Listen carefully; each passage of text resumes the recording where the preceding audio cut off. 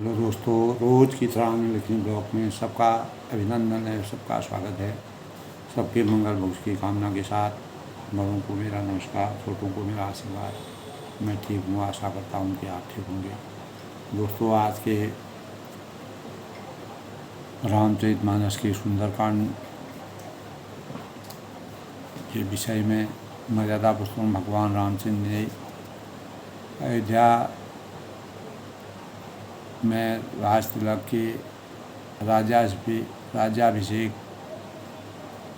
के अवतरण के पश्चात अनेक प्रकार के परिवर्तन अयोध्या में किए और अयोध्या में सुशासन की व्यवस्था करने और राम राज्य की स्थापना करने के भावों को संचित किया, जिसके परिणाम स्वरूप अनेक ऋषि मुनि देवता प्रजा ने अपार सुख की अनुभूति की और मर्यादा पुरुषोत्तम भगवान राम ने अनेक प्रकार के विशाल विराट रूप को धारण करके अपने माताओं से, गुरुओं से, बंधुओं से और अपनी प्रजा से अनेक प्रकार के संवाद किए और जो उनके सखा थे उनके सानिध्य से उन्होंने 14 साल के वनवास के दौरान अनेक प्रकार के भावों का संचार करके अपने अनेक प्रकार की रचनाओं करके लीलाओं को करके मानव चेतना को सजग करने का कार्य किया। तो इसी परिप्रेक्ष्य में दोस्तों, उत्तरकांड में मर्यादा पुरुषोत्तम भगवान राम जी, भरत जी जो उनके आत्मा और हृदय के प्रिय थे और सनकादि मुनि के सानिध्य और उनके रामचंद्र के दर्शन को प्राप्त करने के पश्चात मर्यादा पुरुषोत्तम भगवान राम जी ने भरत जी के मन में जो संशय उत्पन्न हुआ कि सनकादि मुनि तक इस यानी सभी राक्षसों का इस संसार के भवबंधन से मुक्त करके मोक्ष की प्राप्ति की और सनकादि मुनि को अपार ज्ञान की प्राप्ति हुई और उनको भरत जी के अंतःकरण में भी यही था कि मर्यादा पुरुषोत्तम भगवान राम जी की इस प्रकार के का जो जीवन है, यानी हमको भी वह अपने साथ जो है जो आत्मा और परमात्मा का मिलन है, परमात्मा की प्राप्ति है, हमको भी इसका एहसास होना चाहिए। तो मर्यादा पुरुषोत्तम भगवान राम जी संत और असंत यानी सज्जन और दुष्ट चरित्रों के लोगों का वर्णन करके अनेक प्रकार के भावों से उनका सविस्तार वर्णन करते हुए भरत जी को जो सीख दी वह मानवीय चेतना को जगाने और सत्संग और सत्संग के सानिध्य में जाने से किस प्रकार से हमारे भाव परिवर्तित होते हैं और दुष्टों के संगत में जाने से हम किस प्रकार से गर्त में गिरते हैं, इन भावों का सचित्र वर्णन किया है। तो भारतीय दर्शन में दोस्तों जगत सत्य माना गया था, इसीलिए मर्यादा पुरुषोत्तम भगवान राम जी की याद, क्योंकि जगत ब्रह्म की अभिव्यक्ति है और उपनिषदों में कहा गया है कि दोस्तों कि ब्रह्म जगत की रचना करता है और उसी में प्रविष्ट हो जाता है। उपनिषद में कई स्थानों पर ब्रह्म द्वारा जगत के विकास की धारणा भी स्वीकार की गई है। तो भारतीय दर्शन में उपनिषद दर्शन की जगह जगत संबंधी धारणा को अवलोकन करने के पश्चात यदि सांख्य दर्शन के संदर्भ में दृष्टिपात, अगर हम अपने मन को दृष्टिपात करें तो दर्शन मानता है कि स्वतंत्र प्रकृति ही जगत का कारण है और अद्वैतवाद में मिथ्या जगत की व्याख्या करने के लिए माया की कल्पना की गई है। तो वैष्णवों के ने विश्व का निर्माण ब्रह्म और उनकी शक्ति माया द्वारा माना तो तुलसीदास जी ने रामचरितमानस में जगत के व्यापक रूप का वर्णन विवेचन किया है। यही कारण है कि बालकांड में व्यापक विश्व भगवाना कहकर राम को विश्व रूप बताया और लंका कांड में जगत को राम का अंग बतलाकर जगत को सत्यता अंग अंग प्रतिजासु कहकर प्रतिपादित किया। और राम क्योंकि सत्य हैं इसलिए जगत को भी सत्य होना ही चाहिए। तो ऐसा कहकर तुलसीदास ने न्याय दर्शन की भांति जगत को सर्वशक्तिमान ईश्वर द्वारा निर्मित होने का सत प्रमाण दिया। और रामचरितमानस में जगत को बहुत बड़ा असत्य भी कहा है। जिस प्रकार जागृत अवस्था में स्वप्न मिथ्या सिद्ध हो जाता है, उसी प्रकार तुरीय अवस्था में जागृत अवस्था की मिथ्या सिद्ध हो जाती है। तो यद्यपि यह प्रतीति तीनों कालों में झूठी है, इस प्रकार जगत को असत्य धारणा जगत की असत्य की धारणा तुलसीदास जी ने रजत शीप महु भासु जिमी जथा भानुकर बात कहकर वर्णित की है। रजत शीप महु भासु जिमी जथा भानुकर वाल। तो रामचरितमानस में दोस्तों जगत को कहीं सत्य कहा गया है, कहीं असत्य कहा गया है।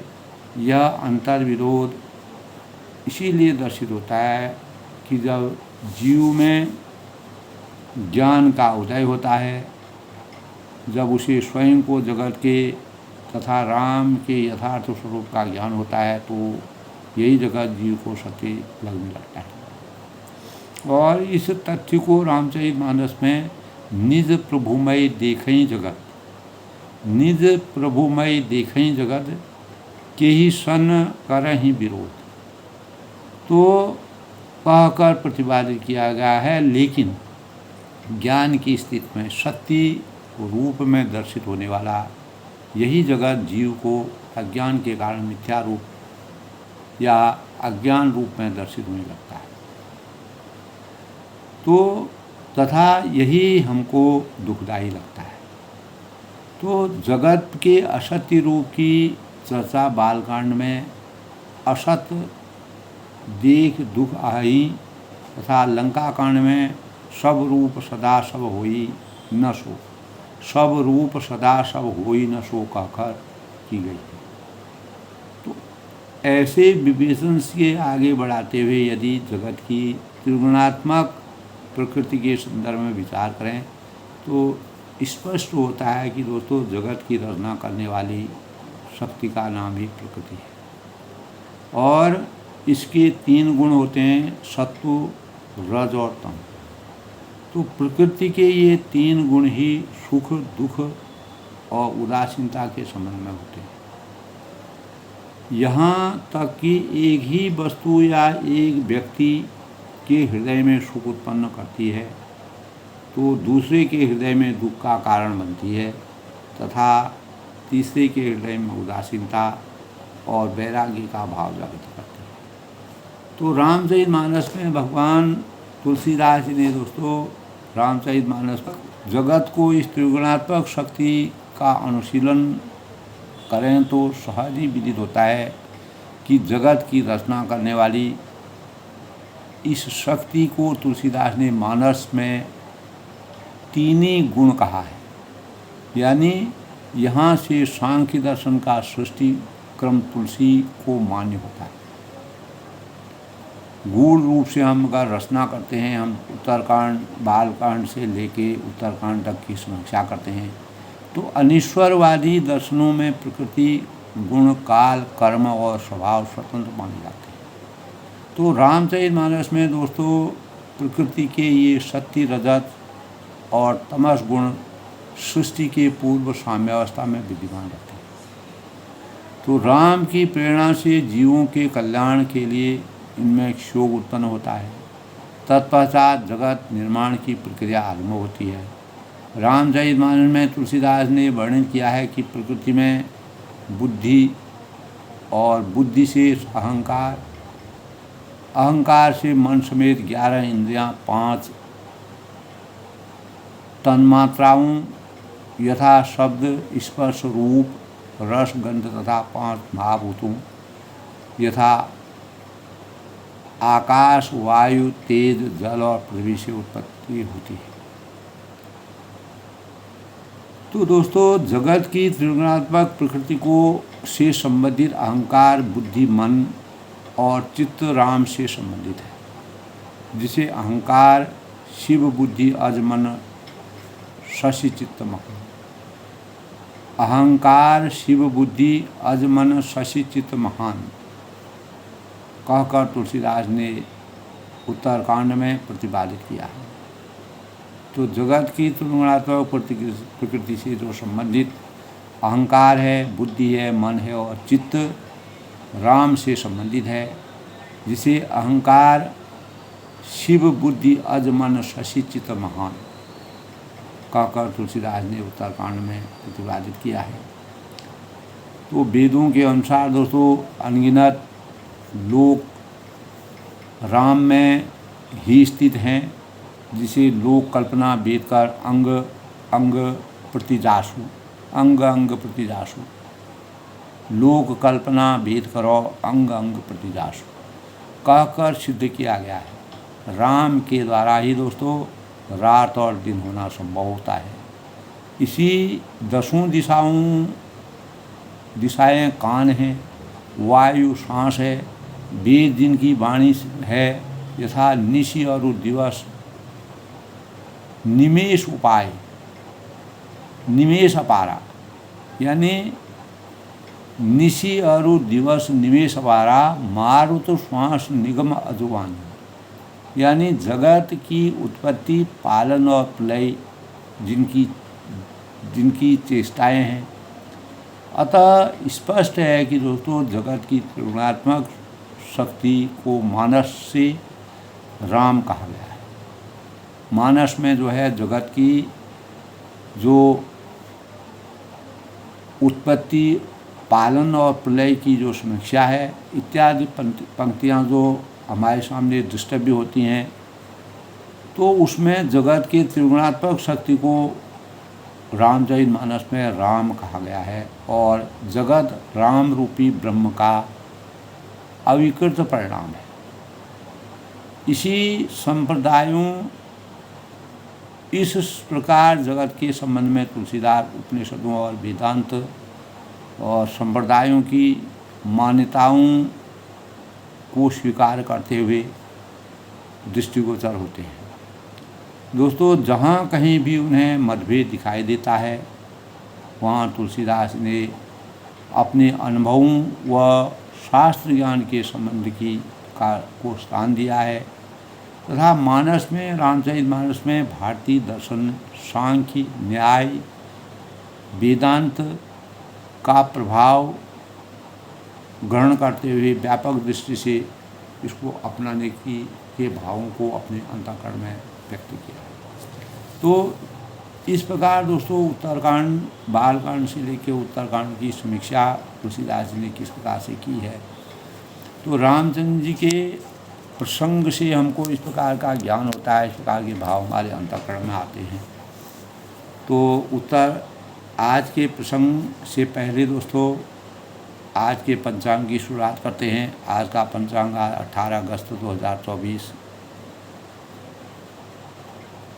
श्रावण मास की शुक्ल पक्ष की चतुर्दशी तिथि, दिन रविवार 5:51 तक त्रयोदशी, फिर चतुर्दशी 3:04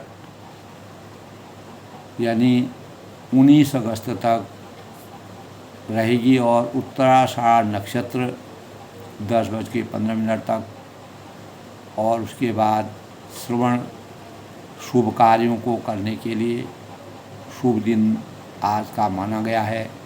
चंद्रमा आज मकर राशि में प्रवेश करेंगे और यह दिन रात संचार करते रहेंगे।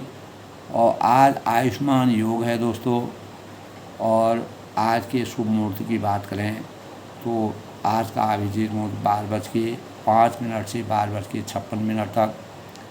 आज का अमृतकाल 10:40 से 12:07 तक। ब्रह्म मुहूर्त की बात करें तो 4:32 से 5:20 तक। आज का राहु काल, जिसके दौरान किसी प्रकार के कार्य को, शुभ कार्य को करना वर्जित माना गया है। अगर वह कार्य निरंतर चलता आया है तो उसको करते रहना है। राहु काल आज 5:19 से 6:57 तक शाम को। आज का सूर्योदय दोस्तों 5:52 पर और सूर्यास्त 6:57। तो उत्तराषाढ़ा नक्षत्र दोस्तों यानी 21वां नक्षत्र है। इस नक्षत्र के 3 चरण मकर राशि में होते हैं और 1 चरण धनु राशि में होता है। और उत्तराषाढ़ा नक्षत्र मृदुभाषी में जो जन्मे लोग होते हैं वह मृदुभाषी होते हैं। सौम्य, धीरज और धैर्य उनके आचरण में बसता है और क्षमाशील होते हैं। और इसका चिन्ह दोस्तों हाथी, छोटा हाथी है। और उत्तराषाढ़ा का मतलब होता है अंतिम समय तक विजय पाने वाला। इस नक्षत्र में जो भी जातक जन्म लेते वह सूर्य के समान चमत्कार उनके जीवन में होता है और वह सूर्य के समान चमकते हैं, ऐसा कहा गया है। दोस्तों आज जैसे कि हम जानते हैं रविवार का दिन है और रविवार को जो है विश्राम का दिन माना गया है। 1846 से हमारे देश में रविवार को अवकाश के रूप में माना जाता है। तो सूर्य भगवान की उपासना करने का यह दिन हमारे जीवन में राजयोग का प्रतीक होता है। सूर्य भगवान हमारे सौरमंडल का सबसे बड़ा पिंड है। उनका व्यास 13,90,000 किलोमीटर तक है, जो इस पृथ्वी से 113 गुना अधिक माना गया है। सूर्य के पास अनेक खनिज संपदाएं हैं। इस प्रकार के पदार्थ जो आपस में टकरा करके प्रकाश या ज्योति को उत्पन्न करते हैं, यानी प्रकाश के स्रोत के रूप में सूर्य भगवान की उपासना भी की जाती है।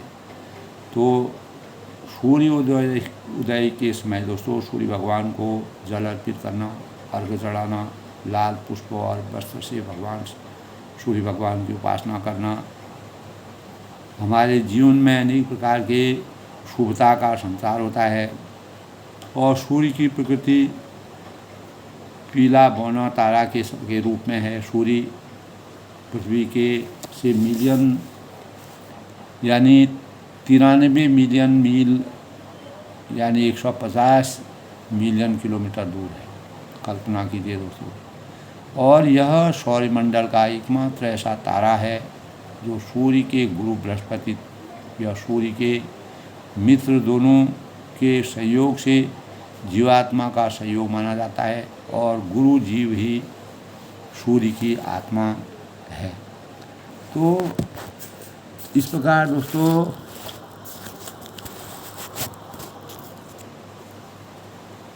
यानी मार्कंडेय पुराण के अनुसार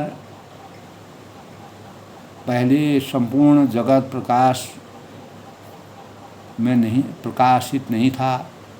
जब ब्रह्मा जी के मुख से ओम प्रकट हुआ, वही सूर्य का प्रारंभिक स्वरूप है, तभी रोशनी प्रकट हुई। इसके बाद भूव स्व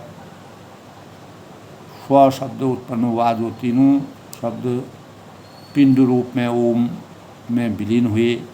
तो सूर्य को स्थूल रूप माना गया है। सूर्य का असली नाम आदित्य भी है।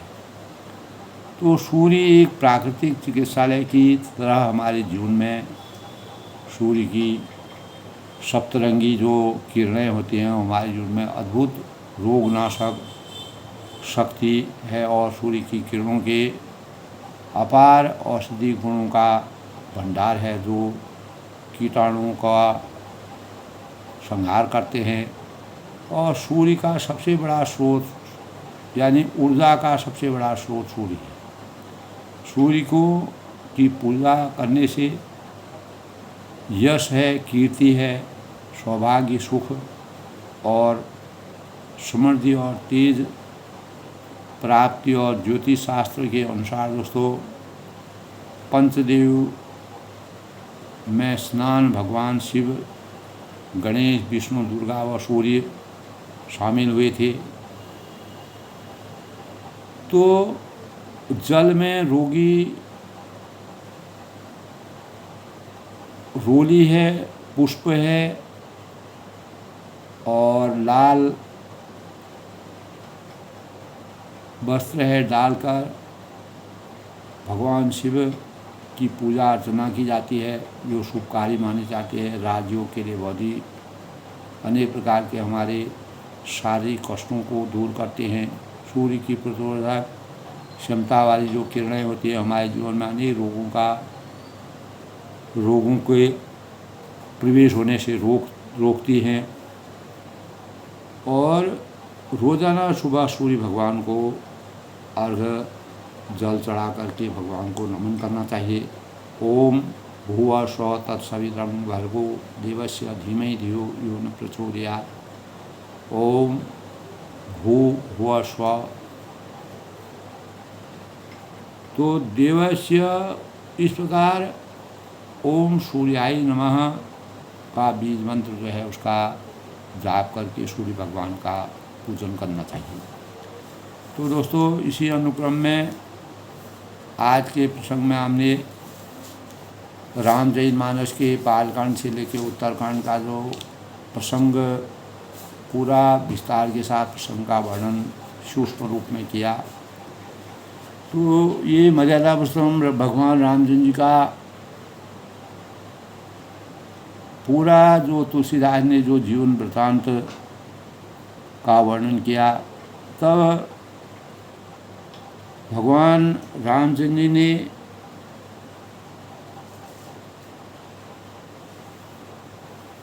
तुलसीदास जी ने भगवान राम जी के द्वारा यही बात कही थी कि सतयुग और त्रेता में सभी लोग में सत्यता थी और द्वापर युग में उसमें कमी आ गई। और जब कलयुग आया तो झुंड के झुंड जो है कटुता की ओर लोग बढ़ने लगे। ऐसी अधम मनुष्य खलो कृत जुग तेता नाही, द्वापर कसुग ब्रंदबहु हो यही कलयुग। यानी ऐसे नीच और दुष्ट मनुष्य सत्युग और त्रेता में नहीं होते, जिनका वर्णन उन्होंने कहा। नीच कैसे? जो किसी की विपत्ति देखते हैं ऐसे सुखी होते हैं, जगत भर के राजा हो गए हों, वे स्वार्थपरक और परिवार वालों के विरोधी हैं, काम और लोभ के कारण लंपट और अत्यंत क्रोधी होते हैं, वे माता पिता गुरु और ब्राह्मण किसी को की नहीं मानते हैं, और आप तो नष्ट हुए ही रहते हैं लेकिन अपने संग दूसरों को भी नष्ट करते हैं और मोह भर दूसरों के द्रोह करते हैं। उन्हें न संतों का संग अच्छा लगता है न भगवान की कथा सुनाती है। वे अवगुणों के समुद्र और मंदबुद्धि, कामी, राग युक्त और वेदों के निंदक और जबरदस्ती पराये धन स्वामी को लूटने वाले होते हैं, दूसरों के द्रोह करने वाले होते हैं। और ब्राह्मण द्रोह विशेषता के, तो ब्राह्मण द्रोह जो ज्ञानी लोग होते हैं उनसे द्रोह विशेष रूप से करते हैं। उनके हृदय में दंभ कपट भरा रहता है और उनके सुंदर बाहर से वह सुंदर वेशभूषा में दिखते हैं लेकिन अंदर से बहुत ही कुकृत्य करते हैं। तो इस प्रकार के जीवन चरित्र से अभिशप्त जो लोग होते हैं, मर्यादा पुरुषोत्तम भगवान राम जी ने कहा, ऐसे अधम मनुष्य खर कृतयुग तेता नाही। ऐसे नीच और दुष्ट मनुष्य सतयुग और त्रेता में नहीं होते, जो इस प्रकार की दुष्ट प्रवृत्ति से अभिशप्त, जो कल के प्रसंग में भी था दोस्तों। तो दुष्ट प्रवृत्ति से अभिशप्त लोगों के जो अवगुण होते हैं, अनेक प्रकार के अवगुणों में जो लिप्त रहते हैं, सतयुग और त्रेता में उनका उदय नहीं हुआ था। द्वापर में वो थोड़े थोड़े पनपने लगे और कलयुग में वह झुंड के झुंड रूप में आज हमको प्रत्यक्ष रूप में दिखते हैं। तो तब उन्होंने कहा भरत जी से कि परहित सरिस धर्म नहीं भाई, पर पीड़ा समझ नहीं अदमाई, निर्णय सकल पुराण वेद कर कह्यों तात जानी को। यानी हे भाई, दूसरों की भलाई से बढ़कर इस संसार में कोई भी और चीज़ नहीं है, और दूसरों के दुख पहचानने के समान कोई पाप नहीं है। हे तात निर्णय सकल पुराण वेद कर, समस्त पुराणों और वेदों का यह निर्णय निश्चित सिद्धांत मैंने तुमसे कहा, पूरा वृत्तांत कहा, पूरा वर्णन किया। इस बात को नीति जानती है, ज्ञानी लोग जानते हैं। तो मनुष्य का शरीर धारण करने में जो लोग दूसरों को दुख पहुंचाते हैं, मानव जीवन बड़े भाग मानव तन पाया, बड़े भाग से हम मानव तन को पाते हैं, और उस शरीर को पाने का पर भी अगर हम दूसरों को दुख पहुंचाते हैं, कष्ट पहुंचाते हैं, उनको जन्म मृत्यु के महान संकटों में सहने पड़ते हैं, और मनुष्य मोहवश स्वार्थपर होकर अनेकों पाप करते हैं। इसी से उनका परलोक भी नष्ट हो जाता है। यह लोग हम अपना समाप्त करते हैं, ऐसे दुष्ट विचारों से परलोक भी हमारा समाप्त हो जाता है। और हे भाई, मैं उनके लिए काल रूप भयंकर हूँ, और बार बार मैं अपना अवतरण लेता हूँ, क्योंकि उनके अच्छे और बुरे कर्मों का यथार्थ फल देना मानव जीवन का बहुत बड़ा कर्तव्य है। तो परमात्मा किसी न किसी रूप में अवतरित होकर के मानवता को जगाती है। ऐसा विचार कर अस विचार यदि परम सयानी, जो लोग परम चतुर होते हैं, वे संसार के प्रवाह को भजई मोई संसत दुख जाने, दुख रूप जानकर मुझे ही भजते, मेरा ही स्मरण करते हैं अंत तो बता। कितना भी नास्तिक व्यक्ति होता है दोस्तों, जो भगवान को कभी भी नहीं मानते हैं, परमात्मा में आसक्ति नहीं होती है, परमात्मा को कुछ नहीं मानते हैं, जो वह जब मृत्यु का समय आता है, अंतकाल आता है, तब वह अंदर ही अंदर अपनी चेतना में अपार दुख की अनुभूति करते हैं, और जब वह प्राण छोड़ते हैं तो उस समय भगवान का स्मरण करते हैं। तब उनको भगवान याद आता है कि अगर मैंने समय रहते परमात्मा को भज लिया होता, सुना होता तो माया कृता गुण और दोष।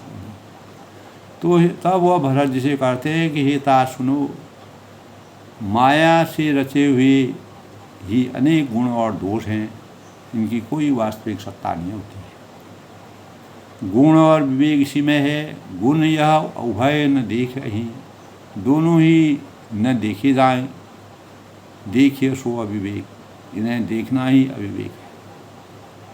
तो इस प्रकार के भावों से मर्यादा पुरुषोत्तम भगवान रामचंद्र जी जिस प्रकार से मानव चेतना को जगाने का कार्य किया, तो बालकांड से लेके उत्तरकांड तक रामचरितमानस में अनेक जगह ऐसे ऐसे प्रसंग आए हैं जो मानव चेतना को जगाने के। और उत्तरकांड में दोस्तों पूरी समीक्षा पूर्व में ही मैंने प्रसंग बताया था कि दोस्तों किस प्रकार से तुलसीदास ने समूचा वर्णन किया है। जो चीज़ सतयुग में सही थी, द्वापर में सही थी, त्रेता में सही थी, और द्वापर में कुछ पनपने लगी, और कलयुग में उसने विशाल रूप ले लिया। तो वही दुष्ट आत्माएं जो हैं लगातार पनपने लगी कलयुग में, जिसके दुष्परिणामों से सारा संसार विषाक्त होने लगा। तो ऐसे विषाक्त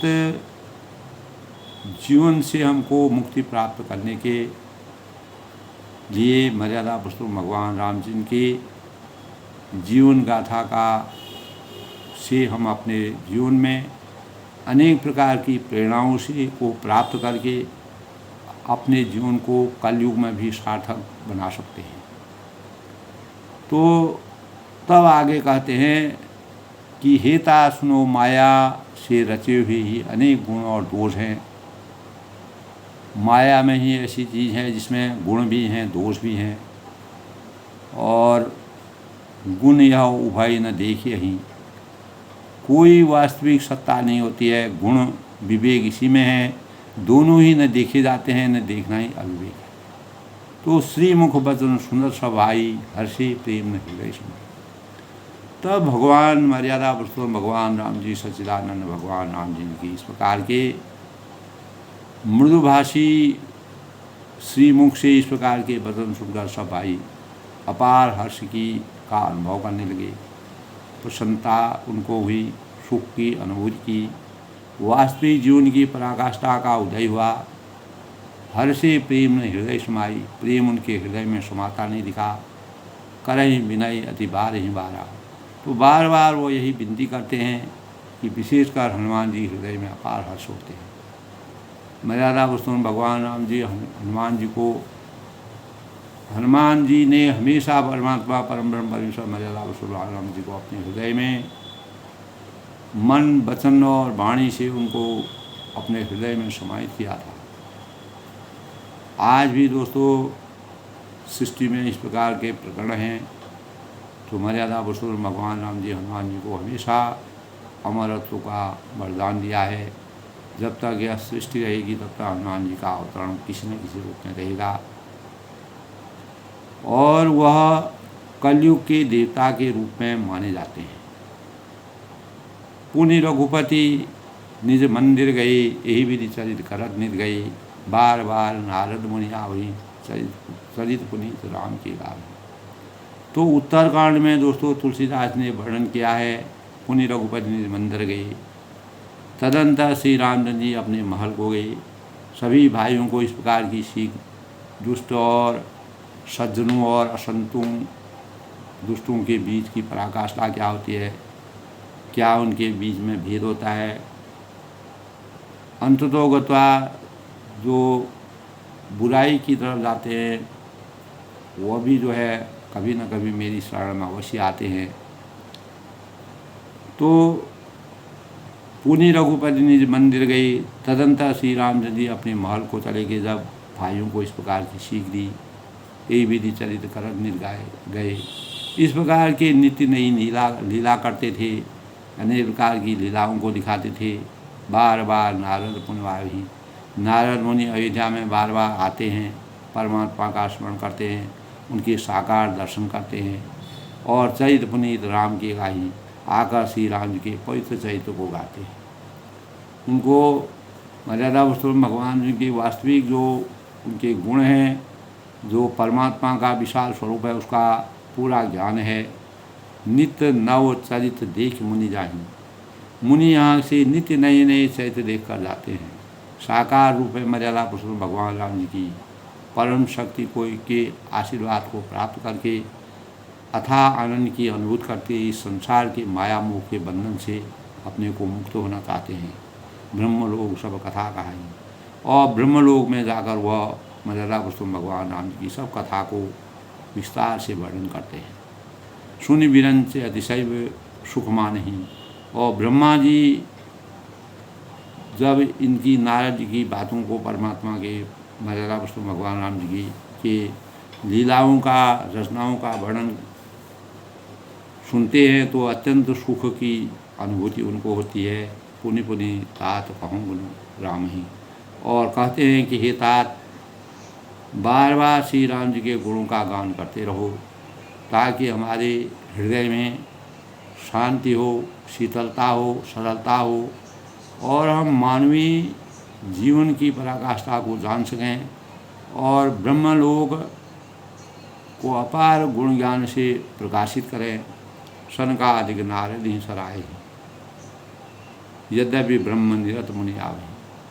सनकादि नारद आदि जो मुनि थे, तो सनकादि मुनि भी नारद जी की वह सभी प्रशंसा करते हैं। यद्यपि ब्रह्म निरत मुनि आए हैं, सुनि गुणगान समाज विसारी, सादर सुनई परम अधिकार। तब ऐसे समय में जो है, तो ऐसे समय में सनकादि मुनि नारद जी की सराहना करते हैं, उनकी प्रशंसा करते हैं। यद्यपि वे सनकादि मुनि ब्रह्मनिष्ठ हैं परंतु श्री रामचंद्र का गुणगान सुनकर वो भी अपनी ब्रह्म समाधि से हो जाते हैं। मुनि स्वयं ही ब्रह्मनिष्ठ हैं, ब्रह्म की प्राप्ति उनको है, परंतु श्री राम जी का गुणगान सुनकर वे भी अपनी समाधि को भूल जाते हैं और आदरपूर्वक सुनते हैं। और राम कथा सुनते सुनते वो अपने को श्रेष्ठ मानव, श्रेष्ठ अवतार और श्रेष्ठता का अनुभव करते हैं। तो जीवन उनका प्रासंगिक हो जाता है, जीवन में अद्भुत आनंद की छवि का अवतरण हो जाता है। तो जीवन मुक्त ब्रह्म परो चैत सुनहि तज ध्यान, जो हरि कथा न करहि रतिन के न पाषाण। तो सनकादि मुनि जैसे जीवन मुक्त और ब्रह्मनिष्ठ पुरुष भी ध्यान ब्रह्म समाधि छोड़कर श्री राम जी की चरित्र सुनते हैं। यह जानकर जे हरि कथा न करहि रति तिनके ही पाषाण। तो वह कहते हैं कि श्री हरि की कथा से प्रेम नहीं करते हैं और उनके हृदय को सचमुच ही पत्थर के समान मानते हैं।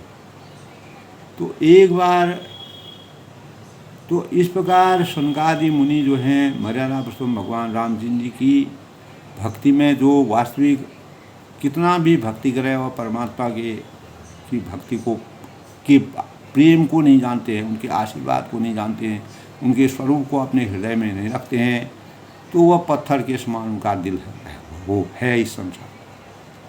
तो एक बार रघुनाथ बुलाए, गुरुजीपुरवासी सब आए, बैठे गुरुमुन अरुदि सज्जन बोले बचन भवबंधन। एक बार श्री रघुनाथ के बुलाए गुरु वशिष्ठ जी, ब्राह्मण और अन्य सब नगरवासियों सभा में आए और गुरु मुनि बैठे, गुरु मुनि अरुदित सज्जन, और गुरु हैं, मुनि हैं, ब्राह्मण हैं तथा सब सज्जन यथा योगी अपने अपने स्थान लेकर के बैठे हुए थे। बोले बचन भगत बहुबंधन। तब सब भक्तों को जन्म मरण के मिटाने वाले श्री राम जी के वचन बोले। श्री रामचंद्र जी के वचन बोले, सुनाऊँ सकल पुरजन मम वाणी, कहो न कछु ममता उरानी, नहीं अनीत नहीं कछु बताई, सुनाऊँ करऊँ जो तुम्हें गुसाई तुम्हें सुहाई। सुनाऊँ सकल पुरजन मम वाणी, हे समस्त नगरवासियों, हे प्रजावासियों, मेरी बात सुनिए। कहो न मम ममता करवानी, यह बात मैं हृदय से कुछ ममता लाकर नहीं लाया हूँ, नहीं कहता हूँ। नहीं अनीत नहीं कछु बुराई, न अनीत की बात कहता हूँ और न इसमें कोई प्रभुता की बात करता हूँ। सुनाऊँ कराऊँ जो तुम्हें सुहाई। इसलिए निसंकोच, संकोच और भय छोड़कर ध्यान देकर मेरी बातों को सुन लो और फिर यदि तुम्हें अच्छी लगे तो उसके अनुसार तुम उसका अनुकरण करो, अगर वह अच्छी न लगे तो उसको अपने मन में। तो सोई सेवक प्रियतम मम सोई, मम अनुशासन माने जोई, जो अनीत कछु भाषू भाई, तो मोहि बर जाऊँ भाई विसराई। तो वही मेरा सच्चा सेवक है। सोई सेवक प्रियतम मम सोई, और वही मेरा सबसे बड़ा प्रिय है। मम अनुशासन माने जोई, जो मेरी आज्ञा माने, जो भाई यदि मैं कुछ अनीति की बात कहूँ तो भय भुलाकर मुझे रोक दे। जो अनीति कछु भाषू भाई, अगर मैं कोई भी गलत बात करता हूँ, गलत आचरण करता हूँ, गलत शिक्षा देता हूँ, तो मेरी बातों को कोई ध्यान न देके तो मोहि बर जाऊँ भय विसराई। तो भय भुलाकर बेरोक टोक वह मुझे कह सकता है कि यहाँ पर आप गलत हैं, दोस्तों जब संवाद होता है, हम किसी की बात सुनते हैं तो तर्क वितर्क होता है। तो मर्यादा पुरुषोत्तम भगवान राम जी ने बिना किसी अपवाद के खुली छोड़ दी रखी थी कि जो मेरी बातों से असमर्थ है वह उसको विस्तार से उसका वर्णन कर सकता है।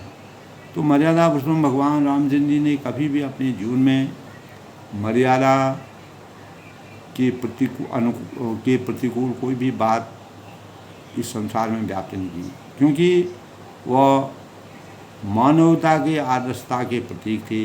बड़े भाग मानुष तन पावा, तब आता है दोस्तों यहाँ पर, बड़े भाग मानुष तन पावा, सुर दुर्लभ सब ग्रंथ ने गावा। यानी बड़े भाग्य से तुलसीदास ने वर्णन किया है कि मर्यादा पुरुषोत्तम भगवान राम जी कहते हैं कि यह मनुष्य देह जो है, मनुष्य शरीर जब मिलता है, क्षितिजल पावक गगन समीरा, पंच तत्व यह अधंग शरीरा। तो यह ग्रंथों में यही कहा गया है, सुर दुर्लभ सब ग्रंथ गावा, कि यह शरीर देवताओं को भी दुर्लभ है। यद्यपि देवता शरणागत सबको देने वाले हैं मन, लेकिन मानव को जो अधिकार साक्षात रूप में मानव जब इस संसार में अवस्थित होता है, अनेक प्रकार की मानवीय जो लीलाएं हैं उनको करने के लिए मर्यादा पुरुषोत्तम भगवान राम जी को अवतरण होना पड़ा। लेकिन मानव जीवन पाकर के भी अगर हम उसकी वास्तविकता को नहीं समझ पाते हैं तो यह जीवन जो है दोस्तों, तुलसीदास ने बड़ा ही हृदय स्पर्शी वर्णन किया है कि यह जीवन बड़ा अमूल्य है, यह कठिनता से मिलता है। साधन धाम मोक्ष कर द्वारा, पाए न जी परलोक सवारा। यह साधन का धाम और मोक्ष का दरवाज़ा है। जो कार्य अपने जीवन में कोई प्राणी नहीं कर सकता है, वह कार्य मनुष्य पूर्ण रूप से कर सकता है। आज वही मनुष्य दोस्तों अंतरिक्ष में भी गया है, अनेक प्रकार की नई दुनिया का पता लगाया है। अंतरिक्ष में अपने अपने देशों के अनुसार सब स्टेशन बना रहे हैं। तो ऐसे वैज्ञानिक अवधारणा में प्रवेश कर चुका है, जो भगवान करते थे वह कार्य आज मानव करते जा रहा है। तो जीवन मरण दोस्तों, ये तो जीवन का चक्रव्यूह है, लेकिन मानव जीवन बहुत ही दुर्लभ है। बड़े भाग मानुष तन पावा, तब तुलसीदास ने वर्णन किया है कि मनुष्य जीवन को पाकर के हम अनेक प्रकार के ऐसे कार्य कर सकते हैं जो कार्य परमात्मा नहीं कर सकते हैं, वह मनुष्य कर सकता है। तो यह साधन धाम मोक्ष का दरवाज़ा है, और इसे पाकर भी इसमें परलोक न बना लिया, पाए न जहीं परलोक समारा। अगर हमको सब सुख साधन दिए हुए हैं और सब प्रकार की साज सज्जा दी हुई है, उसके बावजूद भी अगर हम अपने जीवन को, अपने व्यक्तित्व को उदार नहीं बना सकते हैं, अपने जीवन को पवित्र नहीं बना सकते हैं, अपने जीवन को आदर्श नहीं बना सकते हैं, अपने जीवन को लोक कल्याणकारी नहीं बना सकते हैं, अपने जीवन को प्राणियों के हित के कार्यों को में समर्पित नहीं कर सकते हैं, तो हमारा यह मानव जीवन बेकार है। इसको यह जो है पाए न जहीं परलोक समारा। अगर इसी जीवन को पाने के बाद हम परलोक की अवधारणा करते हैं तो बड़ा कठिन यह जीवन है। इस जीवन की वास्तविकता को हम अगर मन वचन और अंतर्मन से इसकी वास्तविकता को समझें तो मानव जीवन बड़े भाग मानुष तन पावा। तो मनुष्य रूपी जो शरीर है, इस शरीर से हम इस मानव जीवन को पाकर के परमात्मा का जब असीम आशीर्वाद होता है तब मानव जीवन की प्राप्ति होती है। और उस मानव जीवन में अवतीत हम होकर के हम अनेक प्रकार के कर्तव्यों का निर्वहन करते हैं, और उन कर्तव्यों के परिणाम अगर साध्य हो जाते हैं तो हमारा परलोक भी संवरता है, परलोक भी हमारा अच्छा होता है। सो परत्र दुख पायऊ सिर धुनि धुनि पछताए, काल ही कर्म ही ईश्वर ही मिथ्या दोष लगा। तो उत्तरकांड में दोस्तों तुलसीदास ने बड़े ही हृदय स्पर्शी वर्णन किया है, पूरे रामचरितमानस का सार है। तो वह कहते हैं कि सो परत्र दुख पावे सिरो, वह परलोक में भी दुख पाता है अगर मानव जीवन को हमने सही प्रकार से उसका निर्वहन नहीं किया, सदुपयोग नहीं किया, मानव के चरित्र के अनुसार हम खरे नहीं उतरे, सिर धुनी धुनी पछताए, तो हम सिर को पीट करके जब हमारा अंत होता है तो हम सिर को पीट करके अंत में पछताते हैं, पछतावा करते हैं। और काल ही कर्म ही ईश्वर ही, और तथा अपना दोष न समझकर काल पर, अपने कर्मों पर और ईश्वर पर मिथ्या दोष लगाते हैं। तो इन दोषों को लगाने से पहले ही अगर हम मानव जीवन की वास्तविकता को समझ जाए, मानव जीवन बड़े भाग्य वाले लोग होते हैं जो मानव जीवन में प्राप्त होते हैं। तो अगर इस जीवन को प्राप्त करने के बाद भी अगर हमारे कर्म है और हम अपने कर्मों के अपने कार्यों से, अपने कर्मों से और ईश्वर की वास्तविकता तक नहीं पहुंच पाते हैं, तो अगर हम किसी को भी दोष लगाते हैं तो यह हमारी भूल है, यह हम अवहेलना के पात्र हैं और हम कभी भी किसी भी जीवन में जाकर के सुख की प्राप्ति नहीं कर सकते हैं। तो मानव जीवन इस पंच तत्व से प्राप्त जो आत्मा होती है, उस आत्मा का जब भौतिक जीवन में अवतरण होता है, तो मानव जीवन में जब वह अवतरित होता है तो वह सभी प्रकार के भावों से सुसज्जित होकर के इहलोक और परलोक की वास्तविकता का अगर हमको ज्ञान नहीं होता है तो हमारा मानव जीवन व्यर्थ है, निरर्थक है और निस्तेज है, कोई भी उसका प्रभाव नहीं है, अस्तित्वहीन है।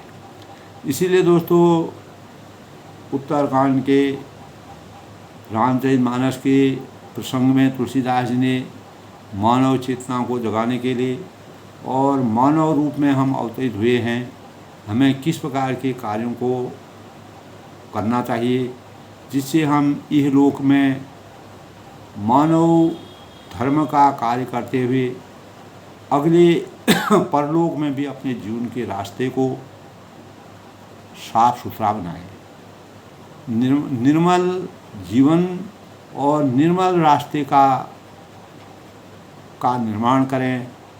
यही हमारे जीवन की मानवता में जीवन अवतरित होने का, मानव तन पा करके, मानव शरीर पा करके अगर मानव इन कार्यों से विचलित हो जाता है, इन कार्यों से पीछे रह जाता है, तो इस जीवन का कोई प्रयोग नहीं है।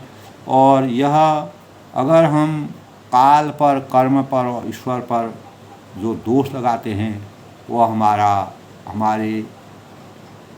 हमारे गलत कार्यों का द्योतक है, हमारी नासमझी का द्योतक है। तो परलोक में दुख के बजाय सुख की प्राप्ति के लिए और पछतावा करने के बजाय अपने मानव जीवन पाकर करके मानवता के हित के कार्यों को और ग्रंथों का, उपनिषदों का, भगवान का और समान मानव के उपकार का और अपने कर्तव्यों के निर्वहन का सही प्रयोग करके मानव जीवन को एक सुदृढ़ जीवन की पराकाष्ठा से सुसज्जित करते हुए अगले जीवन की कामना के लिए सुंदर भावों का उदय करना चाहिए। यही तुलसीदास जी ने रामचरित्र के माध्यम से, रामचंद्र के आदर्श के माध्यम से सभी मानवों को इस प्रकार के भावों से, अपेक्षाओं से और संकेतों से, संकल्पों से सबके जीवन को उन्नत बनाने के लिए प्रेरणा के स्रोत के रूप में अवतरित किया है। अपनी वाणी को विराम देते हुए दोस्तों, उत्तरकांड के इस प्रसंग में अपार वेदना हमारे चिंतन में आती है कि मानव जीवन कितना कठिन है, कितनी कठिनता से हमारा मानव जीवन मिलता है और उस जीवन में आकर के हमें कैसे अपने चिंतन को जगाना चाहिए, अपने मन को सही साधना और साध्य के रूप में, साधना के स्वरूप को जाकर करके एक साधक के रूप में सही जीवन का निर्वहन करना चाहिए। यही रामचरितमानस के उत्तरकांड की सबसे बड़ी प्रेरणा है। सब लोग सुखी रहें, खुश रहें, प्रसन्न रहें।